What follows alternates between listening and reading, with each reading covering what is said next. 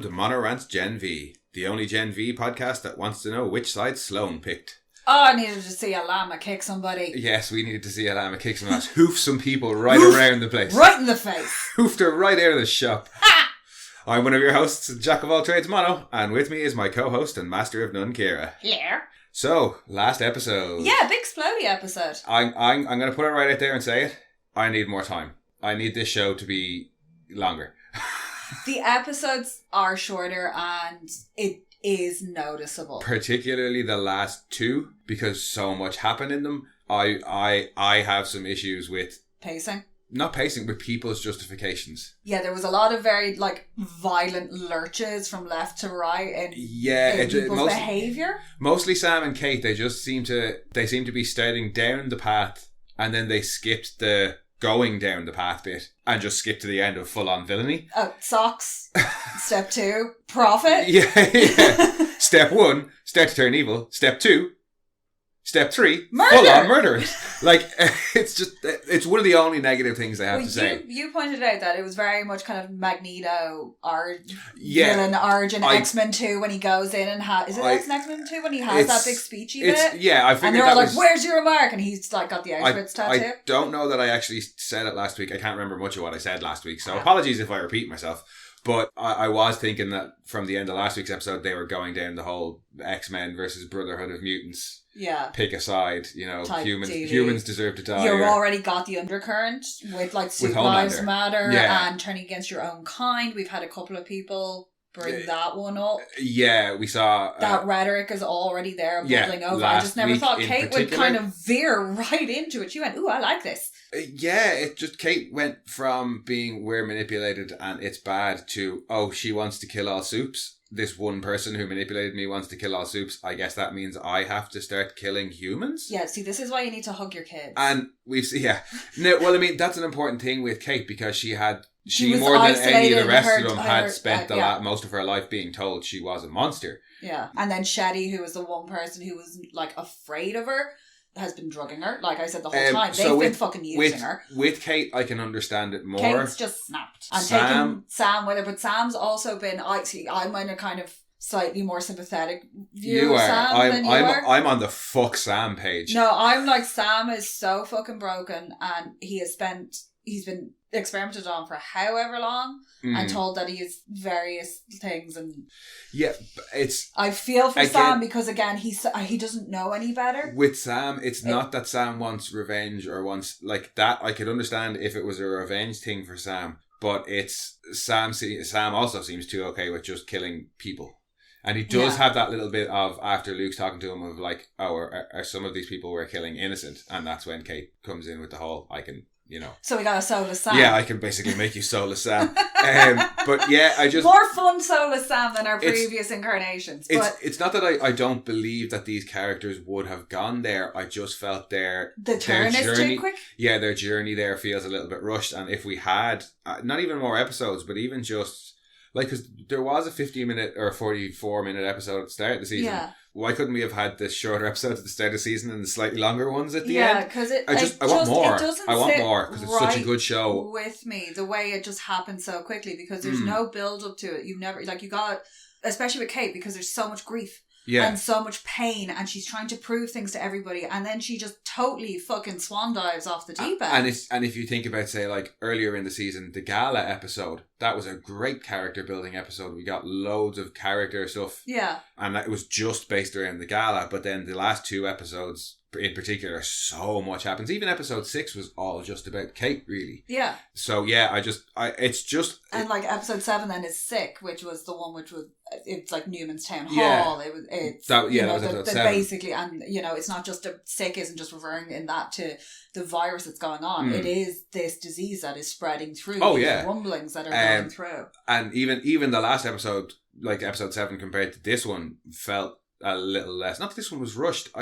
I suppose I feel bad about it, but it's for a good reason. The show is so good. I just want more. I want these little things to be fleshed out because I know I'd have been happy if the episodes had all just been a consistent length. Give it 40-45 minutes. Yeah. And then we get that little bit of wiggle room where we can have more private conversations between characters that are sorting out this, or having moments to themselves. I did. Trying to sort through these, because you just get, with like the previous episode, you just had Cate and Shetty's interactions. And then from this on, you never really you just get Cate responding to people. Yeah, and when they do have, like in my notes, the amount of times today I wrote down Cate and someone talk. Yeah. And then it's just a really short talk and they move on to something that they never really get properly into it. And particularly her and Andre, I could have preferred them getting into it more, debating. Yeah.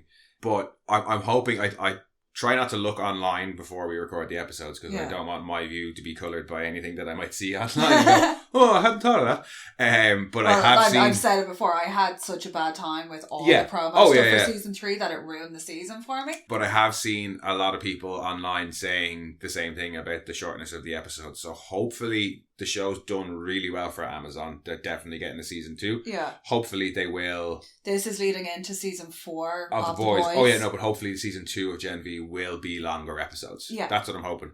I'm actually kind of hoping as well that season 2 they'll take the kind of Stargate SG-1 Atlantis format, and season 2 of Gen V might run concurrent timeline wise with the events of season 4, which I would be quite interested in.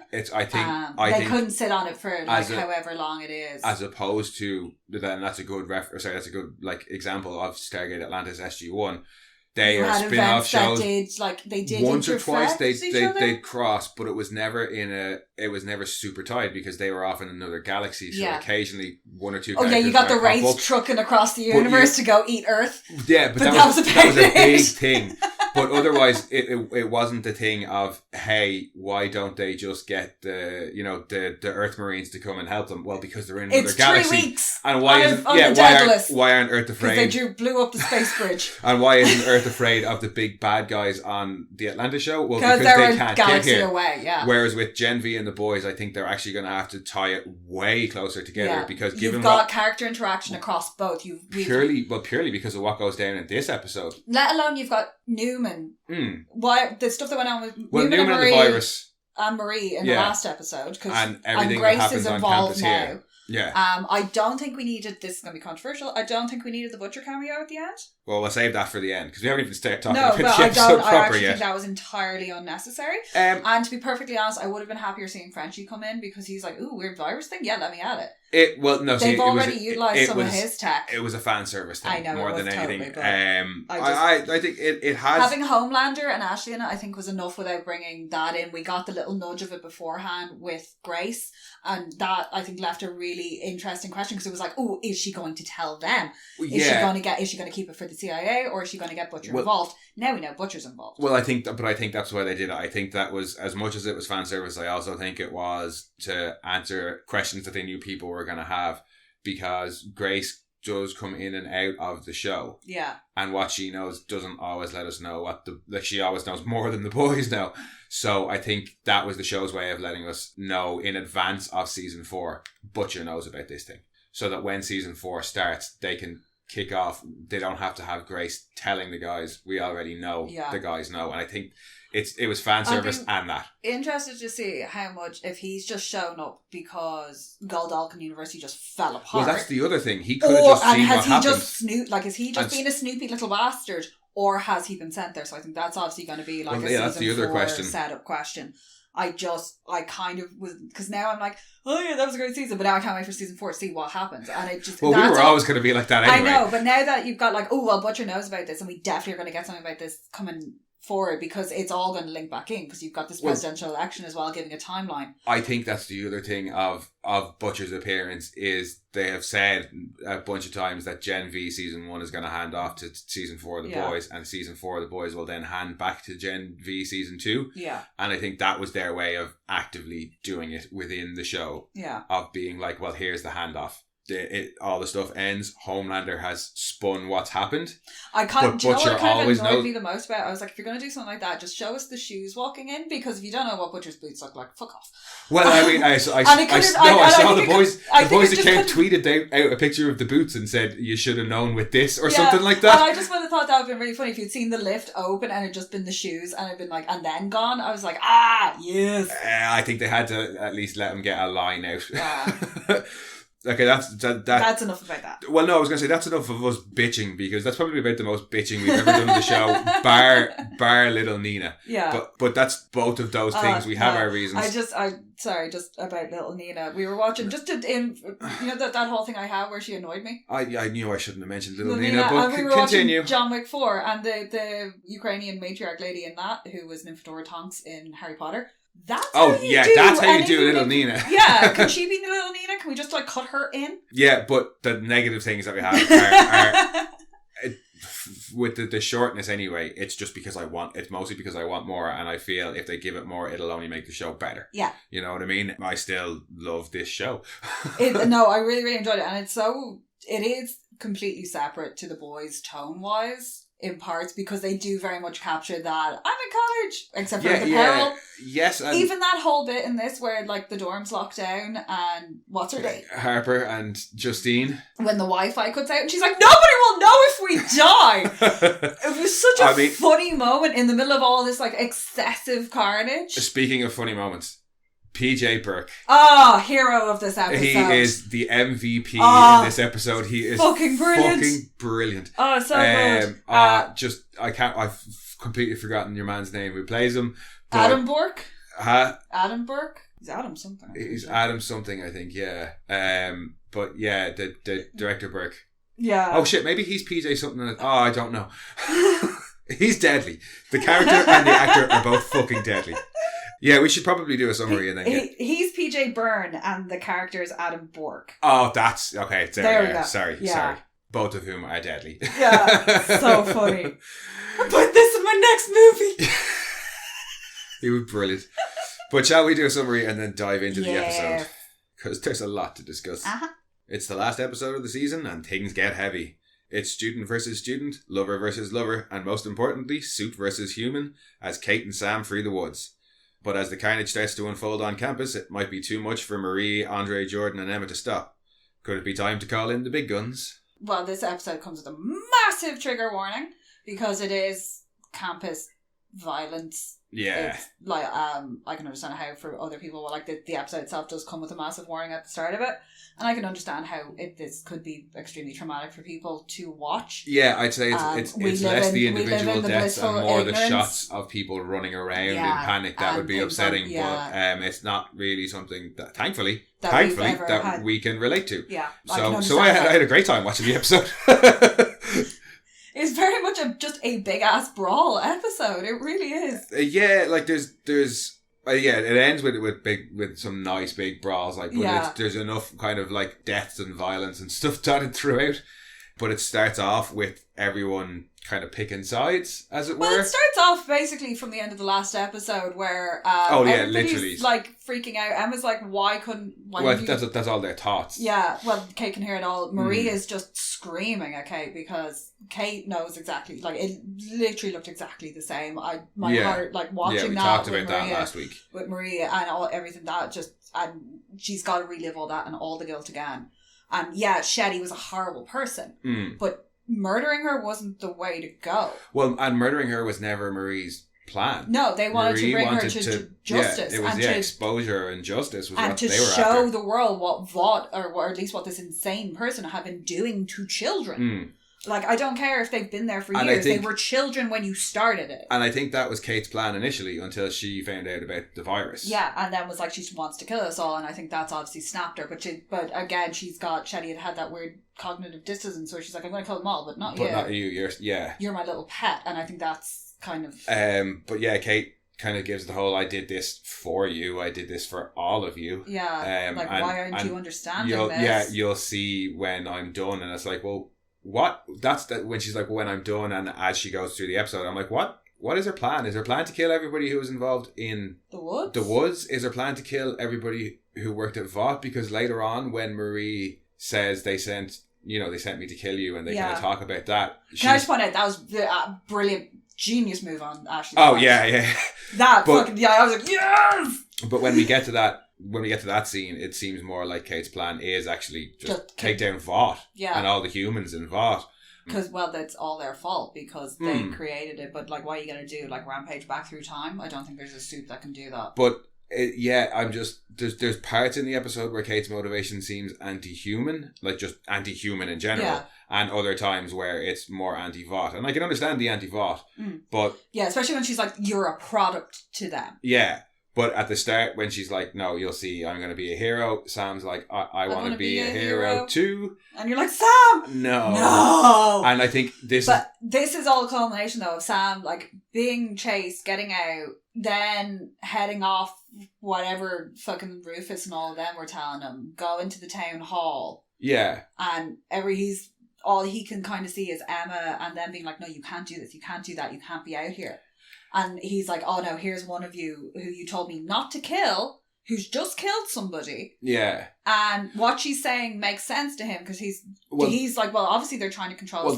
They've been sticking needles in my spine and shit for years and kept us all in horrible conditions. I think we touched on that last week as well. He had Emma convinced Sam not to kill Cate. And Cate killed Shetty. Just because Cate had hurt him, so he didn't, and then Cate went and hurt the person who hurt her. Yeah. So I can see why Sam does it. It's just he's so harsh to Emma later on, and it seems intentionally hurtful. And there's certain things he says that are just straight up wrong. But we'll get onto that when we get to it. But also, I don't know how old Sam is. I'm kind of going for like 19 or whatever. Yeah, I think he's definitely Luke's younger brother, and I'd say he's Luke was probably about 21. I think like the older ones were supposed to be because they've been there for a little bit. Yeah, a couple of years, so I'd say they're about 20, 21. And I can see why he goes with Cate here. That's like my problem with Sam is not necessarily that he goes with Cate. It's the shit that he says to Emma later on. He's so fucking horrible, and the ignoring of Luke. But there, when he's like, these people fucking hurt me, and they're horrible, and you know, Shetty's dead now. What do you think they're going to do to you, Emma? Yeah, and it's my turn to save you. Maybe it's my turn. Maybe I should be the one to save you. And I was just like, oh, hello, Huey Jr. Hello, Huey Season 3 Jr. Oh no, when he was an insufferable little shit. And that's for me, that's the show saying, Sam is wrong. When Sam says, I want to be the one to save you, Emma, that is the show picking up going, remember Season 3? Sam is wrong. Yeah. Like that was it. And when he does have the fight with Emma later on, I can see his side in it of you've done what's best for you and you've never listened to me, and I know you have a whole issue with that, but I'm kind of hoping in the back of my mind, because he really likes her and she keeps coming for him, is that he was doing it to push her away, to keep her safe. Oh, a la Butcher and Ryan. Yeah, pushing it, yeah. But we saw what happened with Ryan. And we also discovered that Emma's powers work differently. We'll get onto that. We're still in the first scene.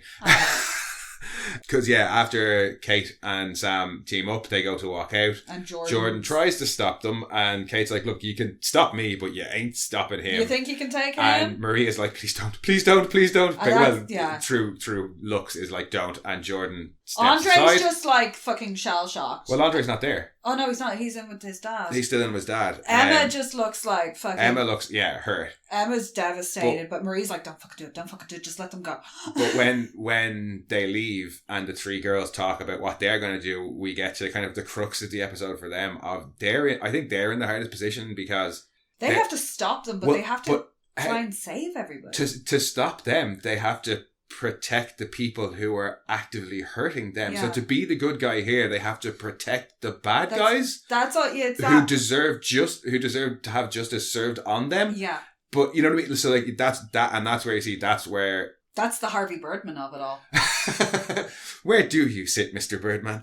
No, but like that's the whole, like he becomes the lawyer because he can't get the crimes to stick. Oh, sorry, I thought you just meant where do you sit in evolution, because they're trying to figure out where they sit. The whole Birdman stops being a superhero, becomes a lawyer. Yeah, but that it's... so we can actually get justice. I like that they toy with that a little bit in this episode, and I really hope they play with it more in season 3, because... We've seen it as well with Starlight. It's hard to be the good person. But to make the choices and stand up. Oh yeah, and even Starlight's gone full vigilante now because she's joined in with the boys. So, and I think I said it when we first were coming into this season, I was like, how are we going to have characters that are superheroes that go to a Vought run university that we, as viewers of the boys, are going to want to like them? Yeah. They're going to have to turn against Vought. which we were seeing, and Vought has fucked them over. But now we've seen that the ones who actively turned against Vought are, at the end of the episode, are being praised, and the ones who tried to protect Vought have now, who are our heroes, now have the enmity of Vought, which means we as an audience at the end of season 1 can go, these 4 characters are our quote-unquote good guys. Yeah.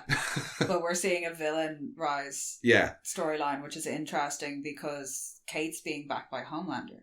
Cate and Sam are both being backed by Homelander. Yeah, oh yeah.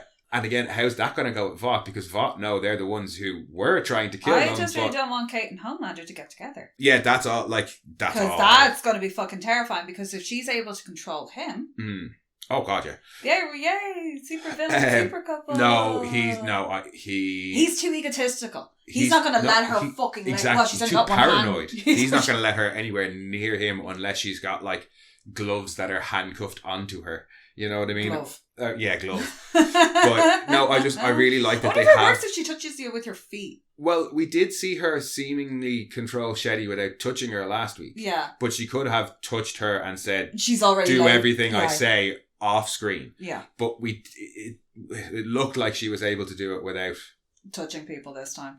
I love the fucking eyes. Speaking on of her, power her specifics, eyes are whacked. we have to issue a correction. In episode 5, when Rufus is running away from Jordan and Marie, we thought that the guy who changed his clothes as well, but no, went back and looked at. He's wearing similar clothes to Rufus, but he doesn't change his clothes. The pair of us had a bit of a freak out like that. We were like, that's massive. That's massive. Mystique. No, not massive. Just us not paying close enough attention. Apologies. But no, I really like that they played with that very early on in the episode of our good guys having to be like, fuck, how do we be the good guys here? Yeah, oh shit, we gotta where people are going to get hurt. Jordan's like, what do we do? Going to get hurt. Very happy to see that a lot of the very, very innocent minimum wage workers survived. Yeah, at the end when Homelander lands, there's a bunch of people in like deli aprons. Yeah, they're like, yes, minimum wage workers for the win. I always get sad when the guys who are just like doing the job get caught in the crossfire. I'm like, poor fuckers just trying to put food on the table. Yeah, although we do see the end. Except for the soldiers. We do see the end of the Greg Bob duo. Yes, poor Bob. But yeah, so I like that they played with that there. We should move on from the first scene. Yes. Because after that we see that's why kind of almost like the quietest scene in it, because once they get out and start to enact their plan, it does it pick ramps up. But we've also got Andre who's in that's the next scene. He's there with we're fighting watching his dad. About his dad, and apparently if you've got any sort of mind powers and you get given V, it's not going to end well for you. See now that is that kind of where they're going with this, because Cate's suffering. We've seen Mindstorm, who was Mindstorm went nuts. Well, yeah, Mesmer. We keep coming back to Mesmer, but that was season 1. So I'm gonna let if they are saying. I don't really think he was using his powers that much after that. And if they're saying now mind powers fuck with your body, I'm okay with Mesmer not fitting that, because it was very early days in the show. You don't have all your rules established. It seems to damage your brain. But if you it actually destroys. If your powers aren't physical in the sense that you do something physical, because there's no contact between Andre and the objects he moves. No. So it's a mental thing, and Tech Knight had mental powers as well. Yeah, he had a tumour. Cate has we talked about it a couple of times throughout the season. So it seems to be maybe that is something that they are pushing, is that, or maybe it's just V's around long enough, we're starting to see some of the long-term effects. Especially because it seems to be worse in Andre, and he is a child of, and we still don't know if he was injected as a child or if he's like... I still think Maverick definitely was injected because of what we saw of him in season 2, just being a normal kid. Andre, they have referred born. to Ryan as the first natural born, which makes me think that even the other guys who were already Supes would have probably been injected, offered the injection. Oh yeah, I think Polarity went, I want my son to be a Supe too.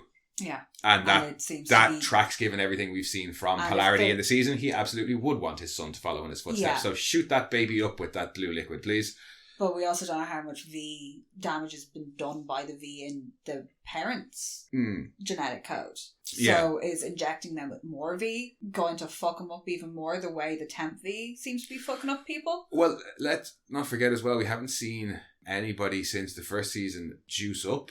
Yeah, they're not juicing with V that anymore. Was A-Train's whole thing, was he was juicing up with V to make him to get faster and stay fitter. Yeah, so because he was losing his peak. So would extra doses help somebody like Andre in Polarity, or would it make it worse? I don't know, because you don't know what damage it's causing on the body. Possibly, not that he's been bad in this season at all. He's a really good actor. I think we talked about it last week. Andre was one of the characters that we were saying was a little bit lacking.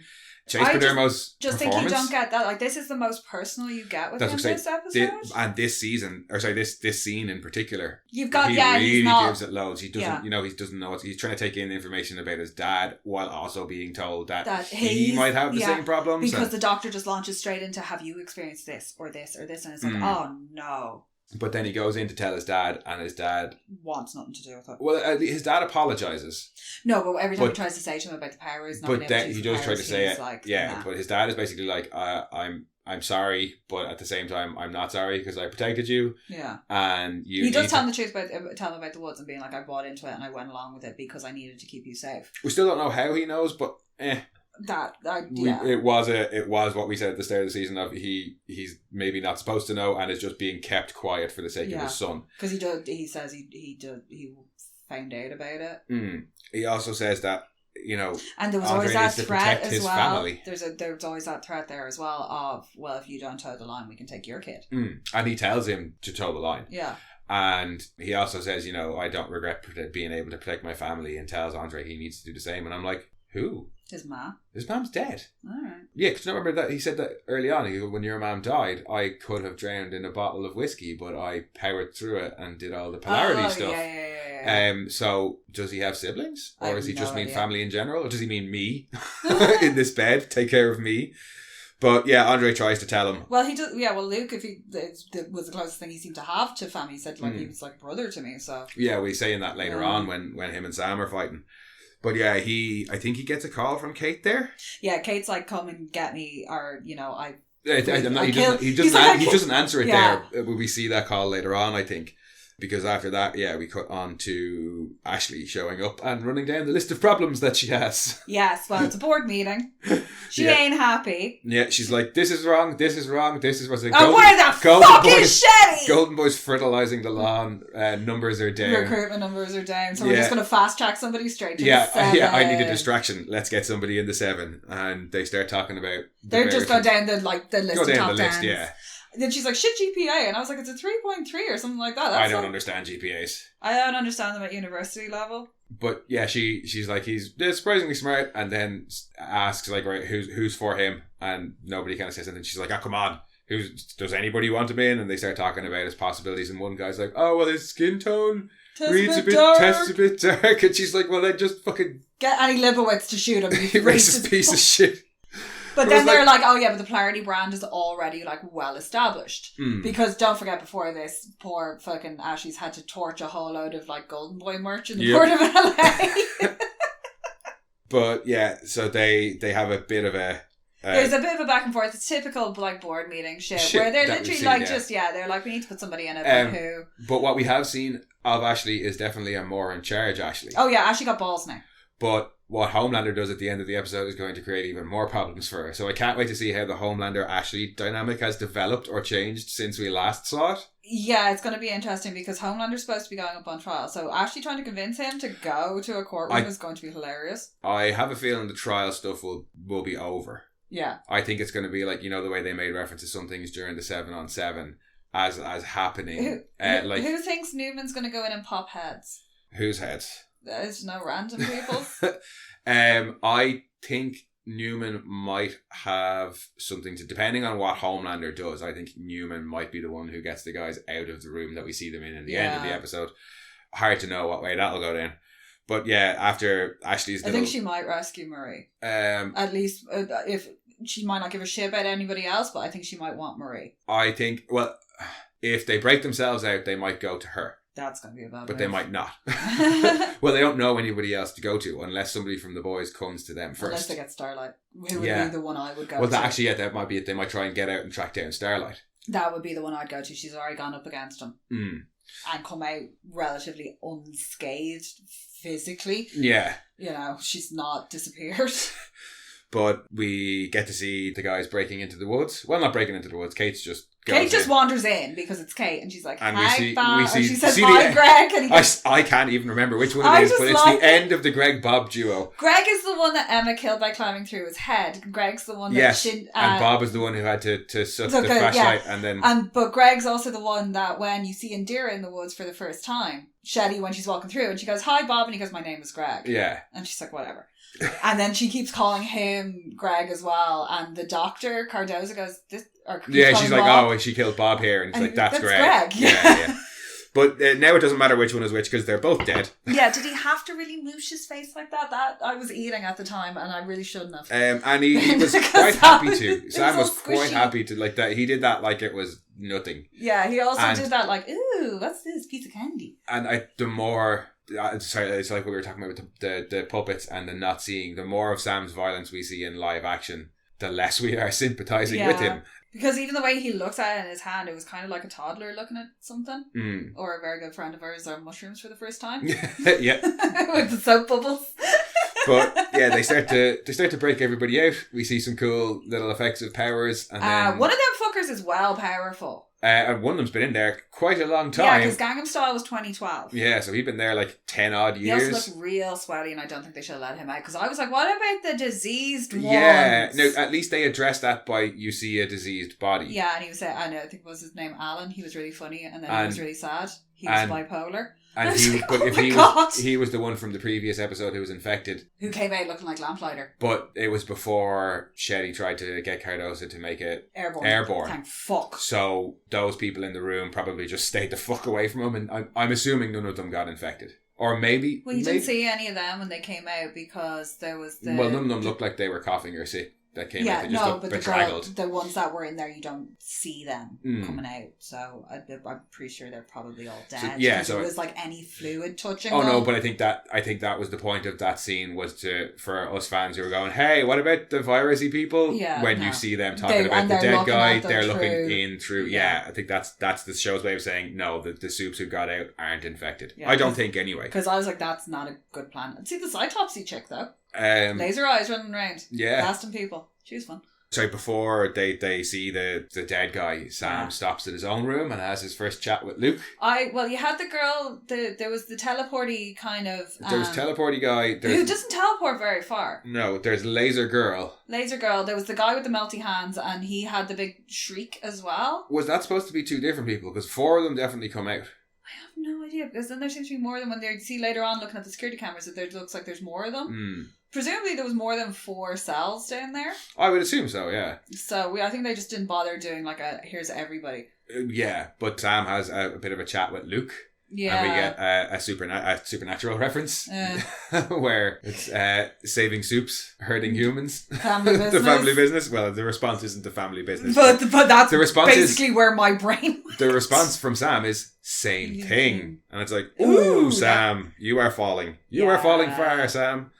And when he rejoined, he basically tells Luke, like, no, look, you left me. Yeah. You know, you left me. And he does ask him where his tiny Emma is, and she's like, well, she's not here. He's like, she's not here, and you left me. And it's like, yeah, but Emma didn't leave you. You left Emma. Her, yeah. And to be fair, she's chasing after you because she finds him later. Yeah, but when... So she still hasn't left him. When he rejoins them... when Sam rejoins Cate and the other guys, we see that Kate's going the full Magneto. And she's giving him the whole impassioned speech. You're not crazy, you're not broken, you are better. Yeah. But 4 legs good, 2 legs bad. 4 legs good, 2 legs better. I like the addition of the you're not crazy thing, because that was something we had been talking about, whether or not the woods... Obviously the woods was to experiment on Supes. Yeah. But were all the ones down there, did they all have mental problems? Because... Sam definitely schizophrenic, is definitely delusional. The dead guy, they said, had bipolar. Yeah. And Kate's like, you're not crazy. So was like, well, which Supes do we experiment on? Oh, let's take the crazy ones that we can't let out in public anyway and experiment on them. Because I'd always wondered if that was what Sage Grove was for, and we've spoken about it. I think it was in season 3 or season 2. Well, we know what Sage Grove was for adult V testing. Yeah, but it was like, what happens if you have a Supe that's like, who's got such unstable powers or something like that, where you've got somebody who has an underlying condition. Yeah, we decided it was adult V testing and dangerous Supe holding. Yeah. Apparently the ones that And after Sage Grove, well, I'm guessing now, given what we've seen in the season, because that Elmira place hasn't been mentioned again. No. So I'm guessing what after Sage Grove, it was Elmira for the placid soups that we can't let out in public, and the Woods for the dangerous, mentally unbalanced soups that we can't let out in public for experimentation. But yeah, Cate gives them the whole Magneto speech. Well, we'd seen Sam had been in Sage Grove beforehand, so they. Well, that's why I think they split it, and the harder to deal with ones went to the Woods for experimentation. They did have that big old massive breakout. Yeah, but we see the start of the breakout through Rufus's eyes when he's doing a not reaction video. Well, I don't know if that's a reaction video, but I don't think it is. But it was not something I ever pictured Rufus doing. No, he looks like he's doing some sort of weird dance thing to a Rihanna video, and I'm like, that's not a reaction. Yeah. But anyway, he reacts pretty well when he sees what the soup who's trying to get his attention actually does. I just thought that was really funny because he was like, hey you, hey man. And I was like, yeah, dude, I get that you've been kept locked up from 2012, but they look like over-ear headphones. If it was like earbuds and you were like, what the shit is going on, that would have made more sense. Yeah, he's clearly got headphones on. Don't who's clearly got headphones on, whose music is quite loud, and start shouting at him. Well, I mean, given he wants to kill people, I don't think he's too concerned about being rude.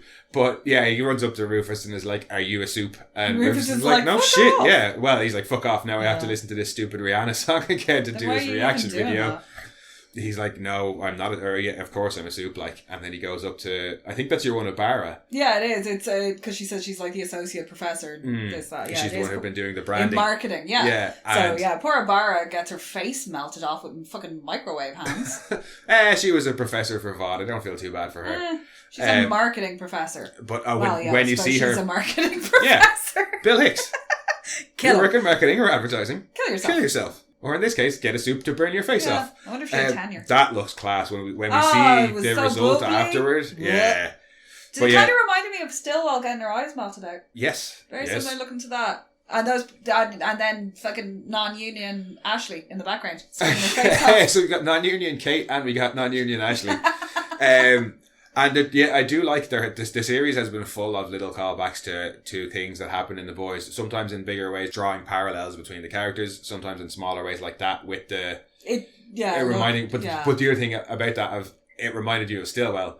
But that was also the point in season 1 where you realised, oh shit, Homelander's out of control. Yeah. And this is the point where you're like, oh soups are literally bursting out and out of control. Yeah. So yeah, you'd think they'd have much better lockdown protocols on that campus. To be fair. One button in Shetty's office. Well, I think Ashley's operating under the assumption that Shetty is still alive and there to push the button. She keeps shouting about Shetty because nobody can find her. Yeah, no, the shit just starts to go mad on campus then, and we see the girls are 2 steps behind them because they're only getting into the woods. Yeah, and they don't know about that handy dandy elevator up to Shetty's office. As you said, via Dreamland.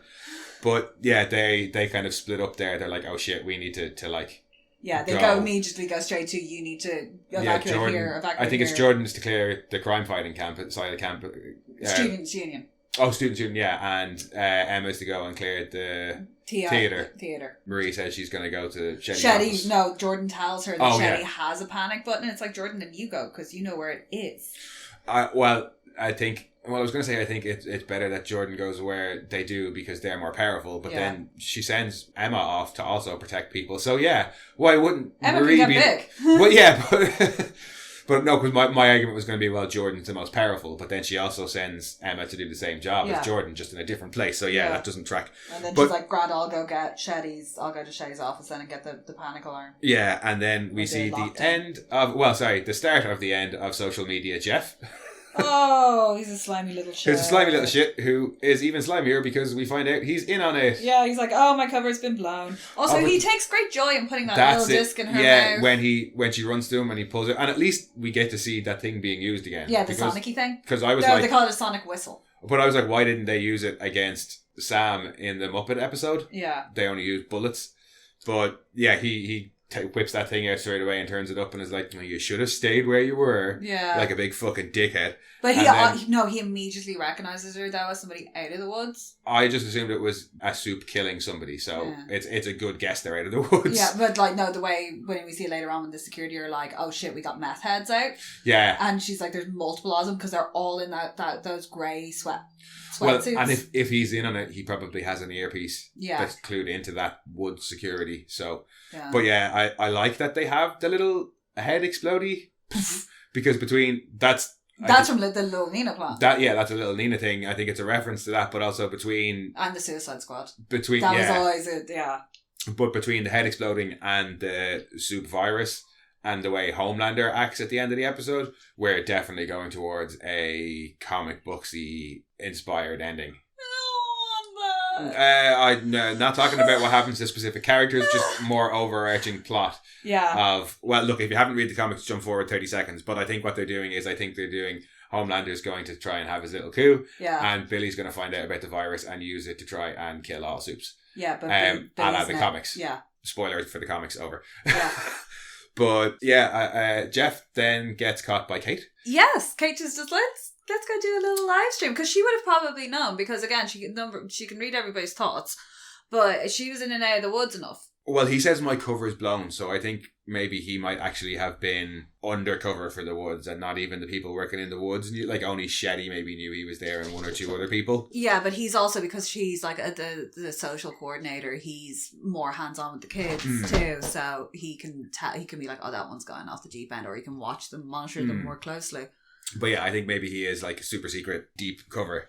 And that maybe Cate didn't know, but either way, it doesn't matter because she knows now. Yeah, well, she definitely saw him blow up your one's head, so she's like, let's go outside and have a little show and tell. As all this is going on, there's various scenes of chaos on campus. We're not going to stop and discuss every single one. Like running everywhere. There's like people. The teleporty guy literally doesn't move when he teleports. He just kind of poofs in and out at almost the exact same spot. I didn't mind him so much. I was like, yay, Nightcrawler. But we see, before we see Jeff's head explode, we see Ashley and the board still discussing who they're going to put in the seven. Yeah, they don't give a shit. They don't know yet. Yeah. Well, no, one of the assistants, because whoever he rings that's in the office. He rings, is that supposed to be also Ashley? I think that's also Ashley. Yeah, so he rings also Ashley before Cate touches him, but we don't see what happens, because when we cut back to them, they're still discussing who's going in the seven. And she's in the background panicking. Yeah, but they're discussing Maverick. Yeah.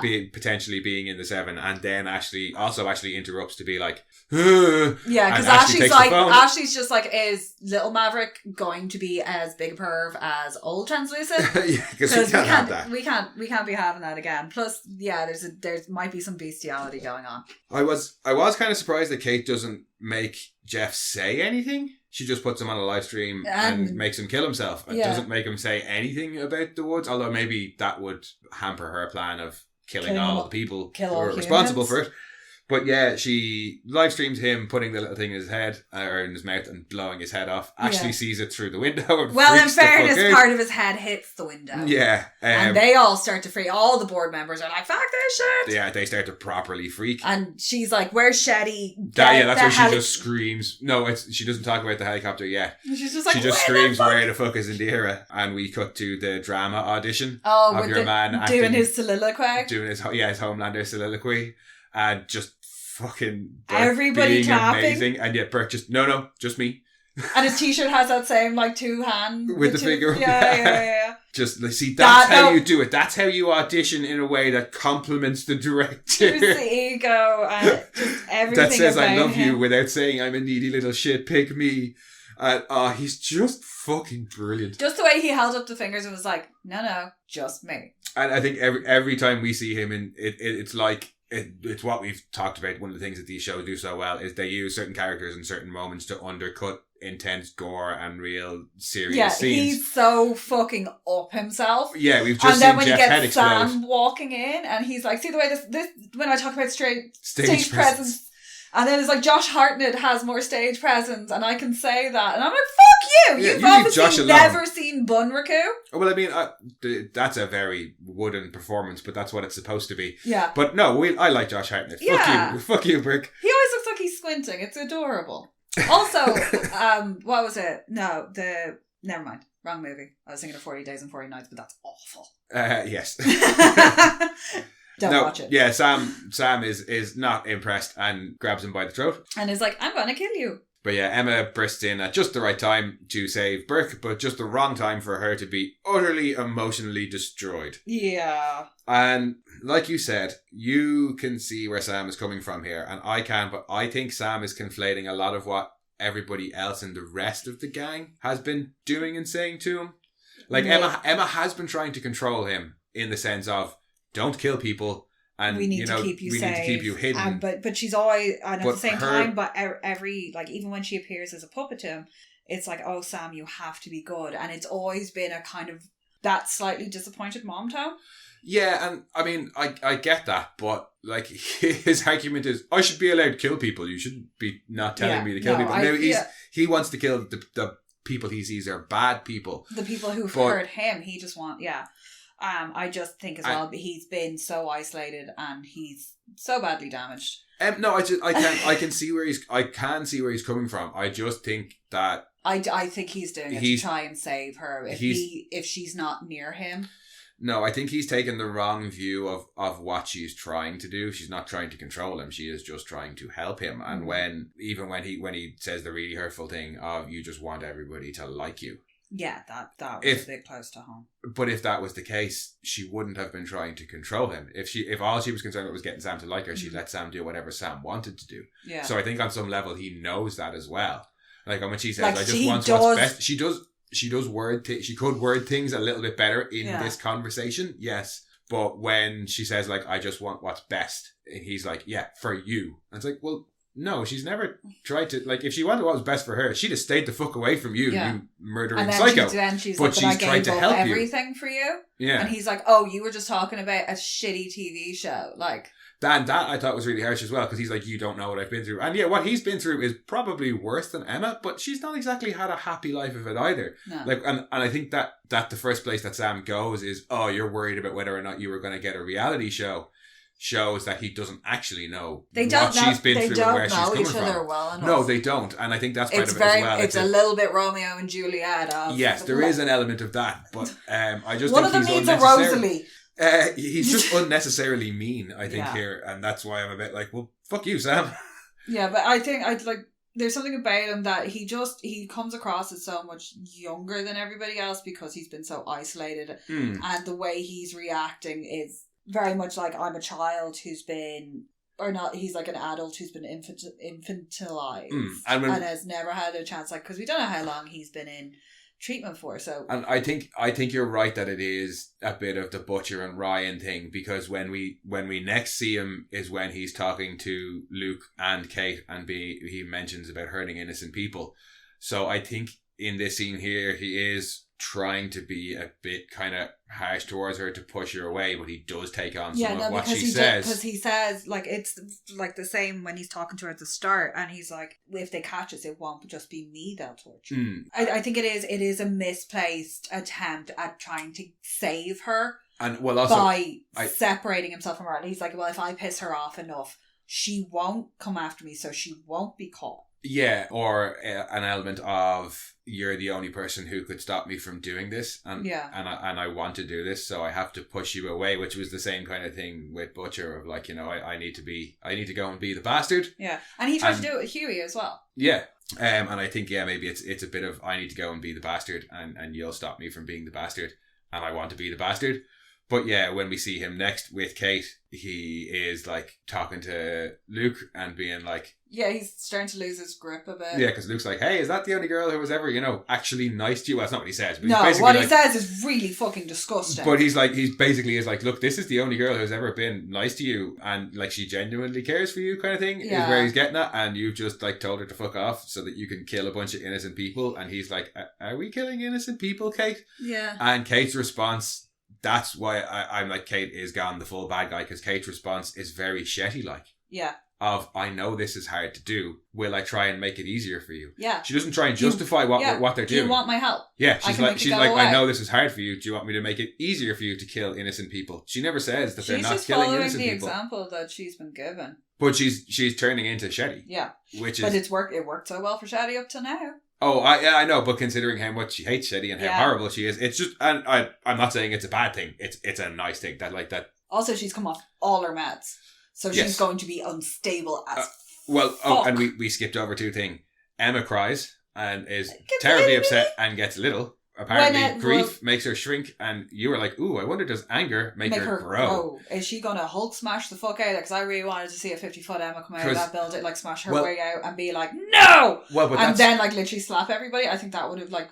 I actually thought Giant Emma was going to appear with the helicopter later on. Yeah, I really was hoping for a big for Emma for the episode until the very end, wrapped in like the theater curtain, like just being like no, because that would have been the only fabric like big enough to fit her that she would have had available. But I really want to see her like Alice in Wonderland out of a house or like in the building. No, that's all we get of her until the end of the episode. But I was thinking at the end of the episode, I was like, oh, maybe she can shrink down and like help the rest of them escape. But if she can get big by getting angry, she could just get big and smash out of the room. Yeah. But yeah, no, we also skipped over the phone call from Cate to Andre, where Andre, I think, has started to see what's happening on campus. Yeah. And is like, Cate, what the fuck did you do? And she's like, I'm sorry, I killed Shetty and I freed everybody in the woods. Come join me. Yeah, we can be together I love forever. you. We can be together. So he's like, I better get to campus. Yeah, it turned into a little bit, I love you, Paul. Oh, yeah. Like that, it had, when she said it, she's like, I love you and we can be together. It was like, no, run away. Yeah. Oh, run away because she's going to cut your feet off. But back to Cate and Sam. He has decided that he's not going to listen to Luke and he's going to let Cate help. Yeah, because Cate help is so good. Yeah, she says, feel nothing.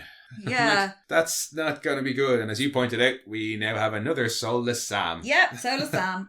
But then, I noticed later on though, in that when he's like, oh, it feels good to not feel nothing. And it's like, that's not how that works. Yeah. It's always one of those things when they're always like switch off the emotions, because that happens quite a lot in the Vampire Diaries. It's like a whole plot point at one point where they keep switching off the emotions and they all go on these like mad murderous rampages.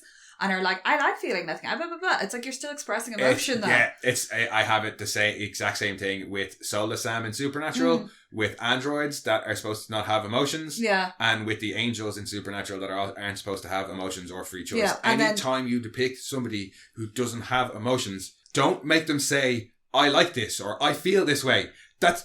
You literally just go through the Vampire Diaries every time any single one of them switches off their emotions. Like what Cate says to ridiculous. Sam is even worse, because she doesn't say feel no emotions. She says feel nothing. That could be taken as physical sensations as well. He should just drop to the floor and be like, he should be basically... No, he should basically be fucking Helen Keller, but without the sense of touch right now. She said feel nothing. That's all your senses. Nice reference, because she was also a massive proponent of eugenics. Was she? Yeah. All right, fair enough. She really did. She should have existed. But that's just me nitpicking. But the soulless, and then because what weirded me out about the feel nothing thing is later on when he's pummeling the shit out of Andre and going easy on him. He does seem to go easy on him. Like he should be, for what he's been told and for how hardcore he is right now. And we've seen that male Jordan is really the only one who's been able to like hold their own a bit against Sam, and Sam's like full on go. Sam's holding back. Well, we've also seen Sam punch Andre in the head and Andre be like dazed from it. Once in Cardosa's house. Oh yeah, when he threw him through the fireplace. And then again when he tried to attack Cate. Yeah. So he does seem to be holding back later on. So, but we know that Kate's pushing doesn't really hold. Hard. Yeah. No, but we know her pushing, even though she's more powerful now, we know her pushing doesn't hold when it's to do with emotional things rather than physical actions. People still remember their brothers. The stuff comes back. Have the feelings. Have the intuition that's there. It's the whole I don't know why I like him, but I don't like him kind of thing. I don't. But it's just a feeling. It's that prior knowledge that's there, being like, don't do that. It's like when you look over a cliff and it's like, don't do that. Again, another really serious moment that is about to get undercut by some Burke awesomeness, because Marie gets to the office and hits the panic button and we see all the doors slam, and I was like, hey, haven't they just trapped everybody on campus with all the raging soups? And then the whistle comes on and I was like, oh, okay, fair enough.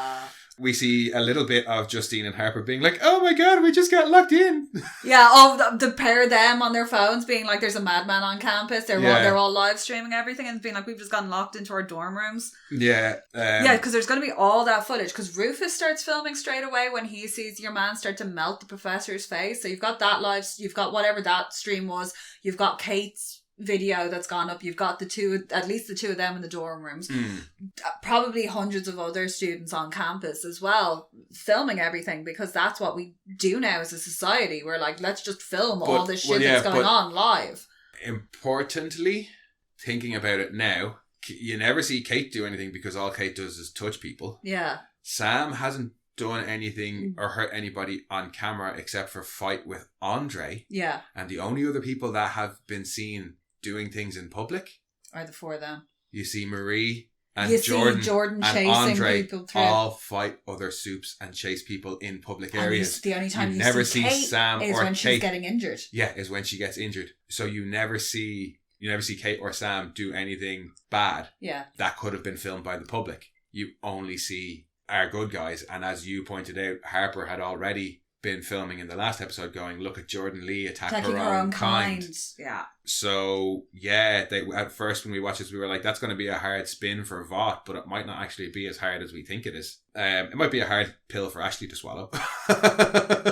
Yeah, because I'm just thinking about it, they've done it before with Starlight though. They've scrubbed it footage and stuff like that. But with Starlight we've seen in the show that not everybody believes Vought's bullshit because there's people who believe Starlight.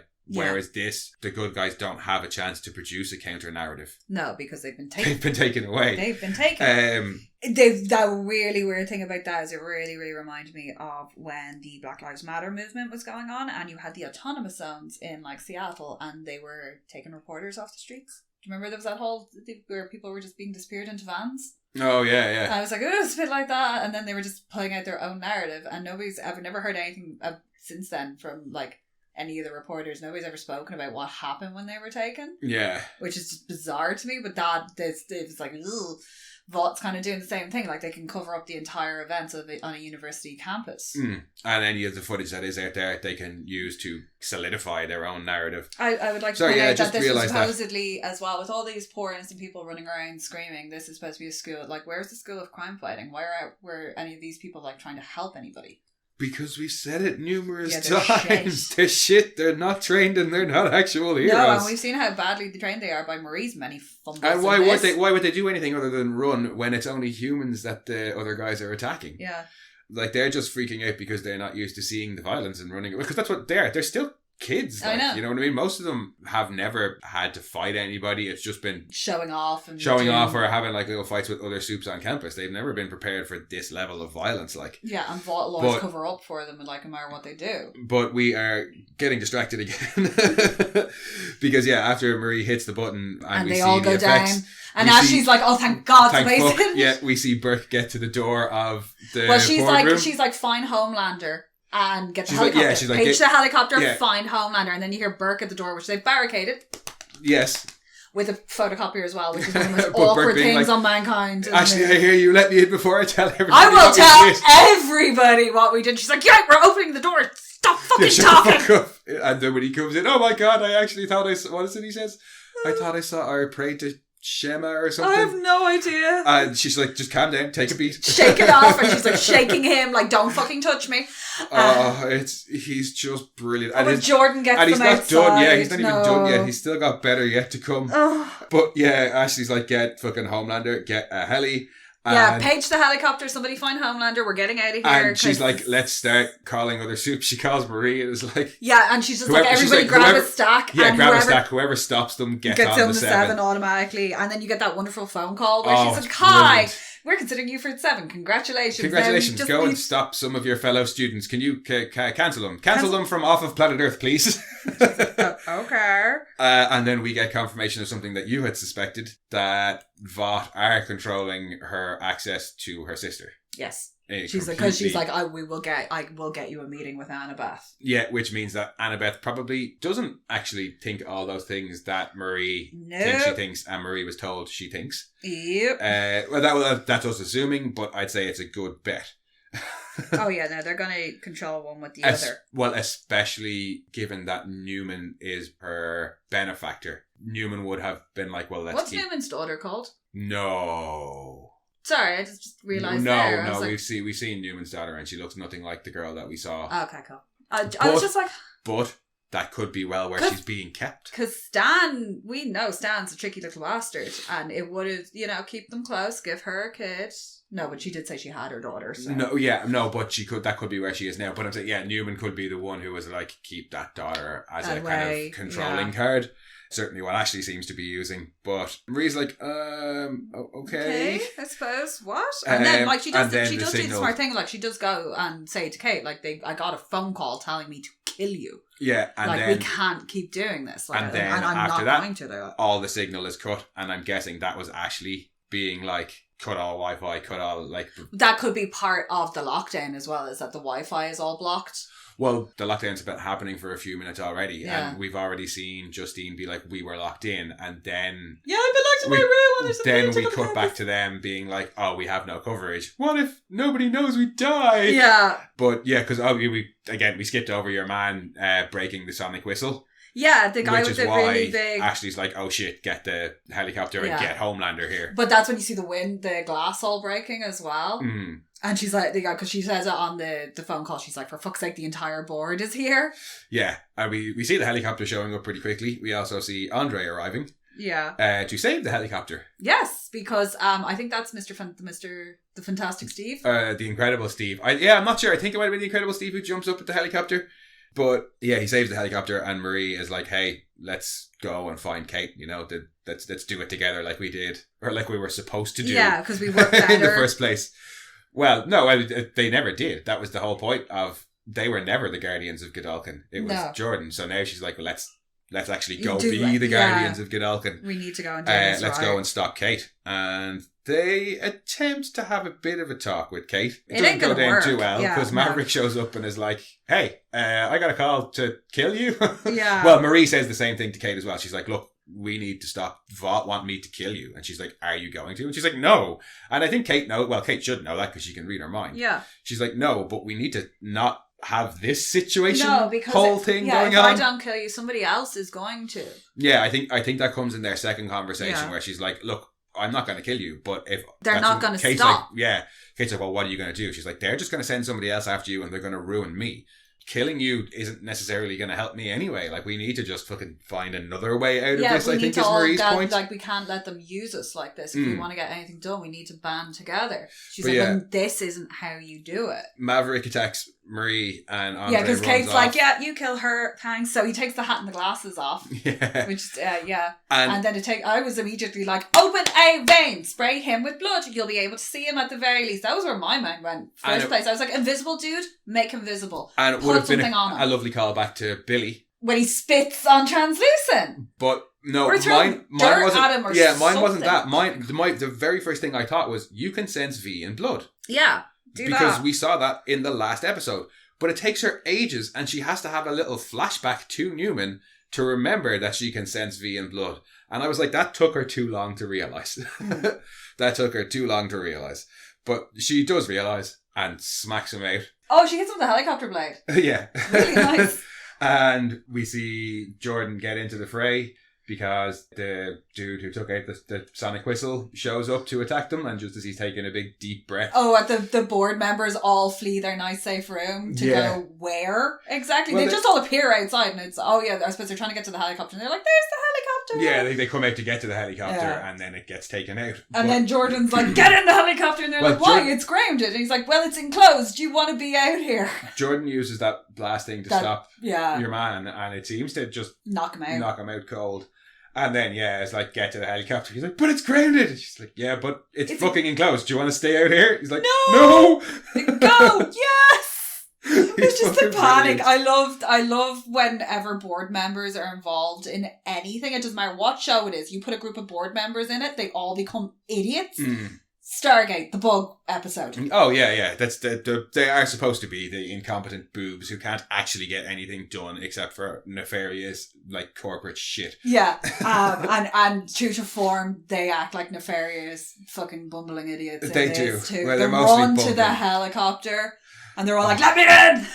But Andre has caught up with Cate. Yeah. And seems to get through to her, but in the same way that I think Sam didn't want Emma to be able to convince him, I don't think Cate wants Andre to be able to convince her, because while she's like, okay, I agree, she puts out her hand.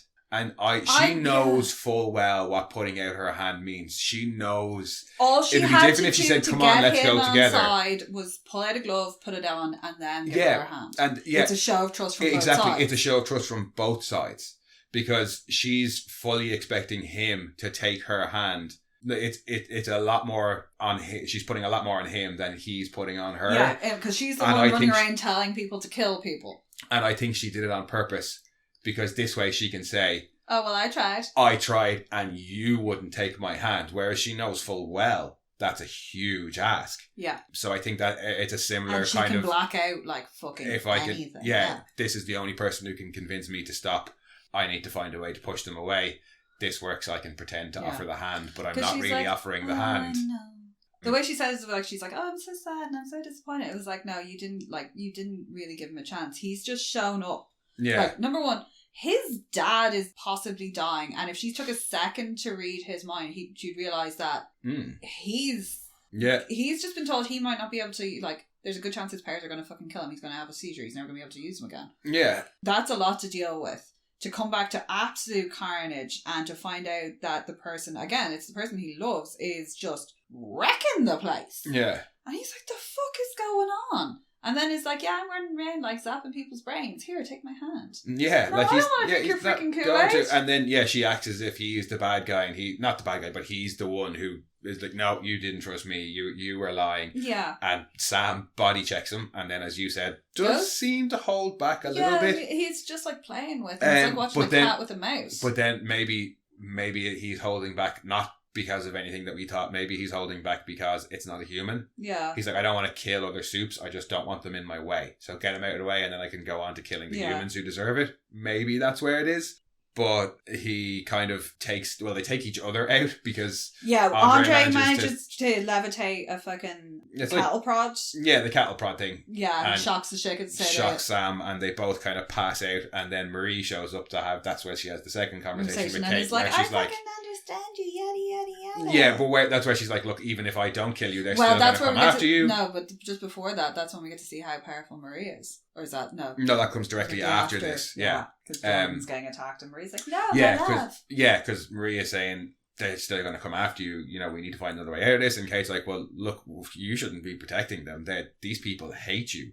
You're a freak to them. You're a product. And it's like, again, are you talking about humans or Vought specifically? Because when you said these people hate you, she won't let them near the helicopter. Yeah, Kate's going for the helicopter. But and she's like, "Why are you protecting the Vought board members? Like, they're the reason you're like this." And she's like, "I'm not. She's like, this is what you're doing is wrong, and I'm trying to stop you doing the wrong thing. I just want to be a hero. I don't want to protect these horrible people. I just don't want you to do this." Yeah, you can't just go around killing everybody. It's that thing from the start of the episode of it. This is where it's really hard to be the good guy because you're between two bad people. But yeah, Marie realizes that she's not going to convince her and is like, well, you know what? Fuck you, and runs off to save Jordan, basically. Yeah, because Jordan's getting converged on by 3 of the lunatics, and they're doing whoever the laser blast face girl is. Yeah. And then you get to see how powerful Marie actually is. Yeah, because Marie stops a Supe heart like that. Yeah, Jordan getting pummeled. And possibly even more powerful than Newman. Because when Newman blows heads, you get a couple of second warning because of the nosebleed. Yeah, everyone goes, oh, a nosebleed, kapoosh. So potentially if Marie's reactions in the moment are wildly unpredictable. This is true. No, she's good at blowing shit up in the moment. But if she can control it. Yeah. If she can learn to properly control it, I think she could be more powerful than Vic, because if she gets anywhere near Homelander, she can push it, she can stop his heart. Yeah, exactly. So if Vic went to go for Homelander, he's going to get a nosebleed and take her out if she's anywhere near him. Marie can immediately stop that heart to the point where we saw that girl stop functioning straight away. Yeah, she was like, closed. Oh, my heart, and couldn't do anything. So in that sense, I think she's possibly stronger. She could be. She's definitely got more diverse powers. While that was cool, that we've seen. Like with her taking ages to realise how she should stop Maverick, I was a little bit annoyed with how they had her take out the guy who's running at the helicopter. It looked cool, but all her blood knives. Looked fantastic. I was fully expecting half of them to go through the helicopter. So was I, yeah. Honest. So she's definitely got better at control. Yeah. And it was new in the sense that she used other people's blood to do it. But she kept having all these flashbacks to like her doing blood lassos and blood spikes and stuff like that. And it's like, Why does she need to think back on that? That's how she's always used her powers. Her whole kind of part of her journey this season has been learning to use her powers properly and not just as a weapon. Yeah. So she never forgot that she could use them as a weapon. Why did she have to think back so hard? I thought that was a bit weird. And also, why did it take you that long to realise you can manipulate anybody's blood? Yeah, because, well, we've seen her manipulate Cate's blood and that woman in the very first episode that she saved.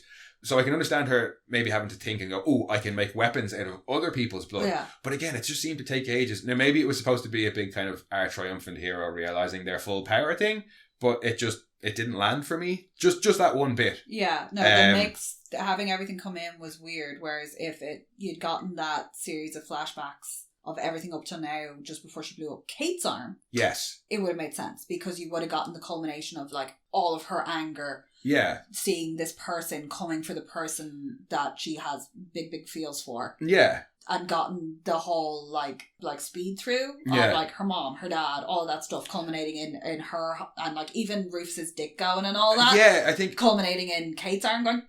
Yeah, I think it would have. I think it would have sat better there. Because we had the small one with Maverick, where she thinks back to what Vic had said, and that one kind of make more sense. Oh, and then you can see it all. And then she has another one here. I also really like that visualization as well. I'd be like, maybe that's just not a way she had never thought of using her powers, was that you could see somebody. Oh no, that is cool, but like just it took for that fight, it annoyed me just because it took her too long to remember. Well, you could have had like a Newman Lion King type voiceover. Remember me.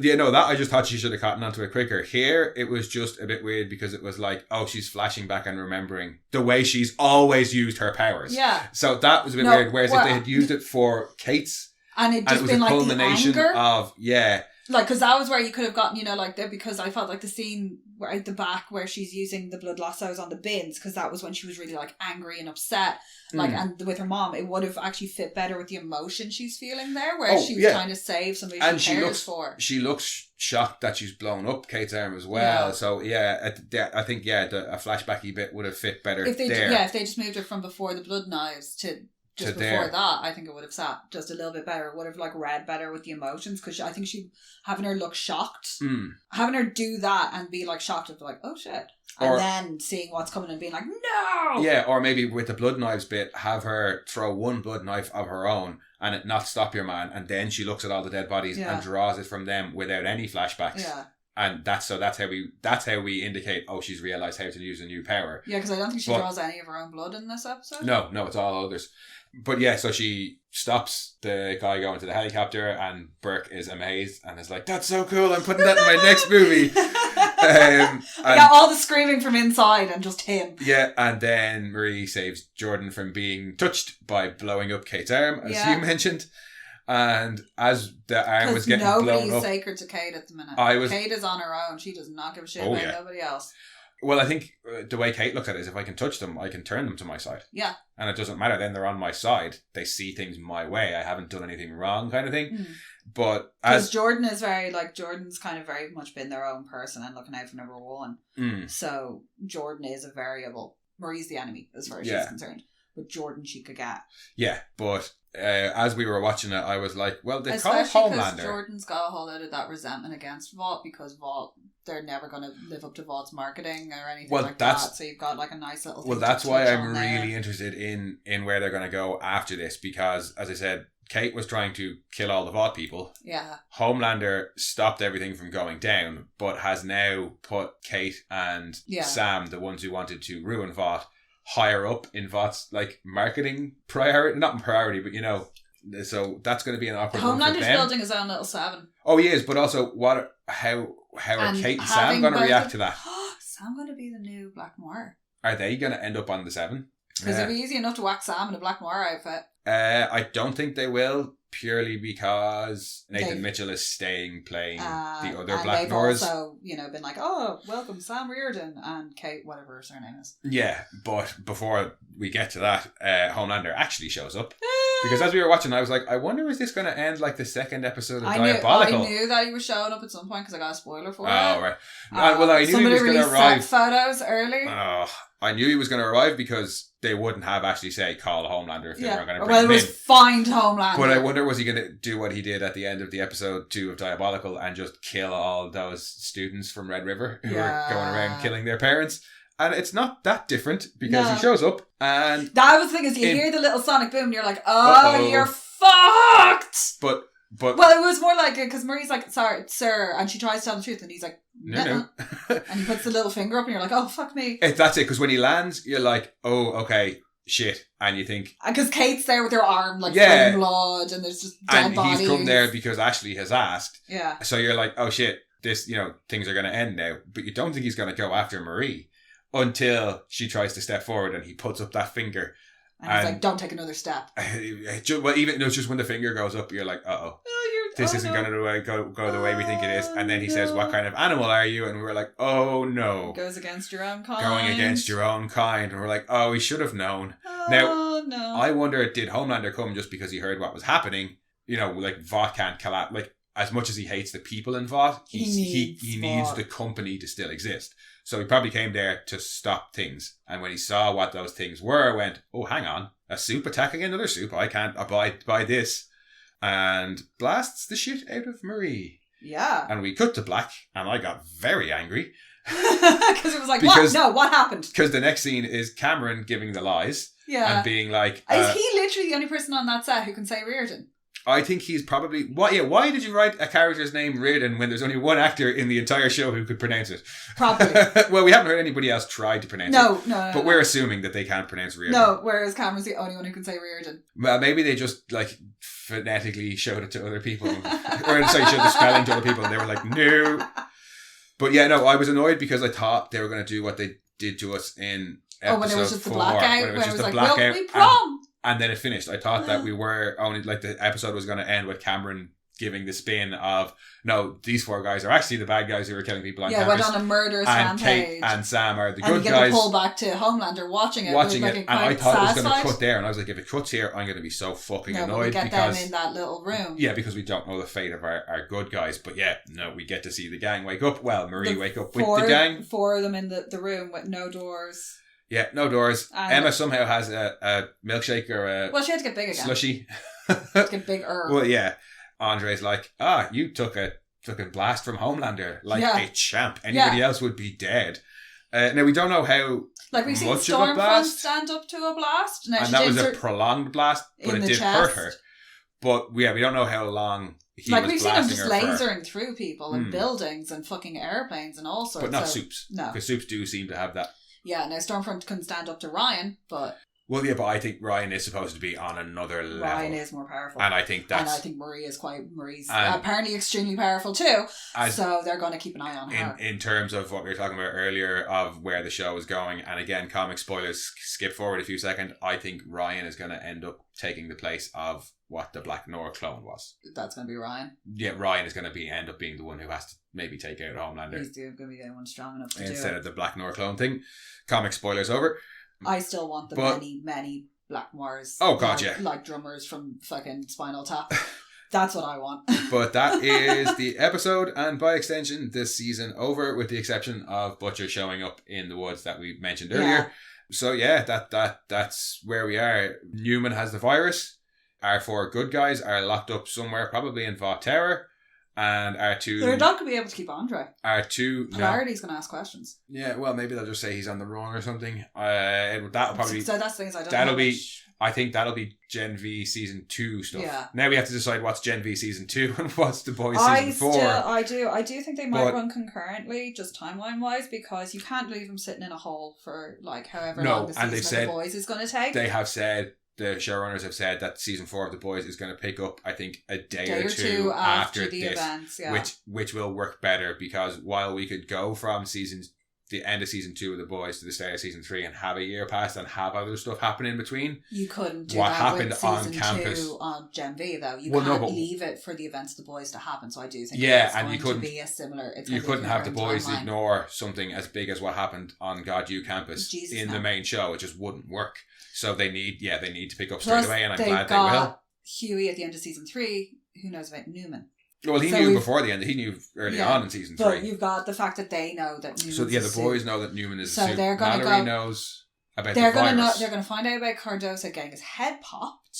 I think Mallory, whoever Mallory was talking to, probably not Butcher, saying keep an eye on Shetty. Milk. I don't even think it might have been the boys. It's somebody CIA. And then shit goes down on God U, and Mallory goes, "Fuck! There's a virus that can kill all soups." In there, they're going to find out about. So no, I think Shetty's death, because obviously. Well, yeah, maybe she did. So maybe the first thing she did when she saw what was going down on God U campus was get somebody to Shetty, or that person who's been following Shetty, get them to her. Find out she's dead. Tell Mallory. Mallory goes, "Oh shit, Shetty's dead, and the virus is under the campus where there's rogue soups." So she sends Billy in to get the virus. Which now makes me think who was Jeff phoning? Maybe social media Jeff was the CIA plant. Well, no, because why would he have the switcher stuff? And why would he? No, I think he's ringing also Ashley. Ah, okay. Because she's on the phone in the background. Yeah, freaking out. Yeah, I think it's also Ashley. And now, sorry, that just gave me a no, like yeah, like, I was for a second. I was like, ooh, maybe Jeff is. For a second, I was like, ooh, until no, because he has the switcher thing. Yeah. But yeah, I reckon Mallory, I think Mallory is the one who sent Butcher into the woods because of what went down. Yeah. Because I can't see any other reason why she would tell him about a virus that could kill all soups. Yeah. Like, she's not going to. We saw that last week when she was talking to Shetty. Yeah, she was like, I know someone like you. Yeah. And it ain't ending well for them. But I was really happy with where we are at the end of the episode, even if I wasn't happy with how short the episode was. No, the episode, I do think that if the episode had been a lot longer, it might have actually been a bit too much because it is such an excessively violent episode. I want more earlier on. Before, yeah. I want about more 10 earlier, another 10 or 15 minutes in the kind of between like the first and second act so that we can get a little bit more of Sam and Cate's fucking derangement rather than an extra 10-15 minutes of madness at the end or anything. Somebody to grab Cate and shake her and be like, what are you doing? Yeah, and Sam. Yeah. Why were you so mean to Emma? But no, I do. Where they've left it, I really like it because it's enough of a cliffhanger for the season of itself. We've seen that it is going to tie into the other show that we love, and I'm really now excited for both seasons of the show. Really, really enjoyed what we got. I'd say I'll save more of those thoughts for a wrap chat. Yes, because I do want to watch the whole thing now concurrently. Yeah, we're going to sit down, watch it through again from start to finish and come back with our wrap chat in a little while. Yeah, but as especially for this now that we know itself, what's going on in the whole thing, it'd be interesting to see if there's any hints. What foreshadows or things we've missed. Yeah. But as for this episode itself, I know we started by bitching a little bit, but it was a really fucking good episode. Like, I just wanted more. That's all. Just give me more. No, well, I know they were saying, like, especially the boys doesn't give you the big smash 'em up scenes. Like, they, there are moments of extreme violence in the boys, but you don't get big fucking dirty. No, you don't get great brawls, giant action scenes with loads of people like, fighting. We had like the one with Golden Boy and Jordan, which was just massively like get him, smash. So having more people having like this insane like fucking carnage going on. Well, I like that it was as well that it was a whole lot of different powers too. Yeah. Because on the boys, because it's mostly the 7, it's the same sort of, it's Homelander's powers, it's A-Train's powers, it's Maeve's super strength, you know what I mean? Yeah, we had a little bit of a variation. We got to see loads of different powers, even just in this episode alone. And it's nice to see them not being used in a pervy way for once. Sometimes. Sometimes. I still wish that we got to see a little bit more Sloane. I want to know if Sloane's like a shifter or what the story is. I want Sloane to be a sentient llama. And at this point, I think I want Sam to fuck off and Dusty to come back. Come back, Dusty. Nobody ever checked on Dusty. Dusty's still just in the wind. Yeah. I think Sam's going to end up being some sort of like Mystique style character that's tragically misunderstood, but lured in by Cate as Magneto. Yeah, I was just about to say, Sam is going to be and Magneto Cate to is Mystique to Cate. I think it's fun that they've gone and they've given us this opposing sides within origin. the soups. And it is, I think, well, no, but the opposing sides within the soups. And I think it is going to feed into Homelander's thing in the main show, and I love it all. I think it's great. Yeah, no, it's interesting to see as well the simmering of like we're better than you that's been running through the whole thing, and how it's coming up through the society and through the new generation. This entire superiority complex, because they've grown up seeing all the crap that soups can get away with. So they have that entitlement, and now to know that like, okay, yeah, but they may not be a gift from God, but they were chosen. But I think, to be injected. Well, I think even that would nearly make you more kind of fanatically soups are better, because if you're not chosen by God, if somebody your parents just did this to you, you're gonna have to kind of like have a real strong identity of like you're either gonna crumble because of what your parents did to you, or you're gonna go kind of anti. Like, how could people do this to me? Yeah, you experimented on me when I was a baby. So, yeah, you turned me into this. Yeah. So I have to use this. And I can see how that could feed into that sort of fundamentalism. It's really interesting because it's so different from, like, say, Soulja Boy, who was like, I'm the one who chose to go off and do this to impress my parents. And he never, ever did. And then you've got the ones that the parents did to them and then fucking shunned them. Yeah. Yeah, because they weren't what they wanted them to be. No, I think nobody ever gets what they want in this.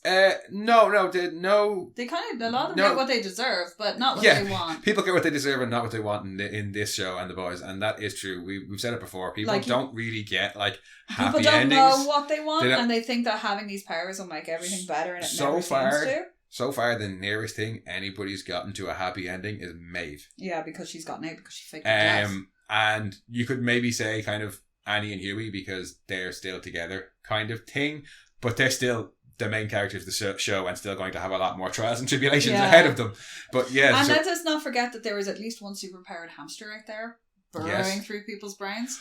Fuck, how did I forget about Jamie? Because I was going to say maybe Sloane could be a superpowered animal because they're trying to get superpowered animals, but we've already seen a superpowered animal. Yeah, but Jamie. Okay, so more fuel to the fire that Sloane is not a shape-shifting soup and is a soup-powered llama. That's where I am. I've been turned into a llama. Maybe I'd be excused. But yeah, no, I do every now and again. Do you remember like in Malcolm in the Middle when they let the hamster go in the ball full of... Oh, you want Jamie to just show up randomly? I just want background shots of Jamie like zooming past. Like just every now and again, like say something like the Weekly World News where like instead of it being Bat Boy, it's like, hamster has been spotted. Like, and it's this whole new kind of like cryptid thing. He could be a new pet for Emma. He could be a new pet for Emma. I don't think she'll want to get tiny and fist fight him though. No, but she could shrink down. She could shrink down and ride him into battle. Yeah, he would probably eat her because hamsters are vicious as fuck, and that was a like proper like Russian hamster. Yeah, and if you've ever seen footage of them like just attacking in the wild, people. Yeah, wild hamsters do not give a shit. They will attack people. The one V or no V, they will attack people. There's a great footage of a guy who's like ends up like losing both his flip flops to it because it's like bit onto it and won't let go. Yeah, hamsters are nasty. Thank you for reminding me about Jamie because that gives me hope for Sloane. Yeah, no, I would just want Jamie to act kind of like the visitors in the very early South Park episodes where you just see them just in the background randomly. Yeah, I need more Jamie in my life. But yeah, that I think about covers it for episode 8 of Gen V. Yes. Final thoughts? I really enjoyed it. I'm really looking forward to watching the whole thing through again because it's kind of a blur. Yes. Because that's the way I like to watch it like the whole way through and get the whole storyline, especially when it's something like this where one episode literally picks up after the other one. Yeah. That when you watch it like 2 or 3 times like we do, isolated, you tend to kind of forget what's going on. Especially when you watch it twice, then record about it. Then delete that information from your brain and then to make new space for more. Yeah, and then about a week after, go back and start editing the episode of which you were talking about. And yeah, it makes it kind of awkward to hold it all together. I have zero memory of season 3 because I think we had COVID while we were recording a lot of it. Sometimes I can remember better what I said on the podcast about the episode than I can the episode itself. So, yeah, but then that's because I edit it and it just gets stuck in there. No, I'm looking forward to watching the whole thing before through again, knowing what's going on, just so that I can pick up the smaller threads. Well, also because we watch that way that we do and we talk about it the way that we do, we've disjointed it. Some of the things that we have not liked might actually have just been to do with our fragmented viewing. Yes. And as we watch back through it, we might actually go, that works better. That works better, or that person's a little bit better developed, or their motivations are a little bit better developed than I had thought. But yeah, my thoughts are much the same. I did have one or two small issues, but overall, really loved the episode, really loved the show. Fantastic addition to the boys' universe, and we will talk much more about it at large in the wrap chat. I'm really hoping that they bring in more about the Godolkin behavioural side of things. Yes. His dark history getting dug up. Yes. But we are now not quite done with Gen V, because we'll be back with the wrap chat. But in the meantime, if you want, you can head back and listen to our previous episodes, or you can check out our other podcast, Mono Rants at the Movies. Or if you want, you can come and chat with us on Twitter at RantsMono, on Instagram at monorants_the_boys, or you can send your own rants to monorantspodcast@gmail.com. Thanks for joining us, guys, and we'll chat soon. Bye-bye.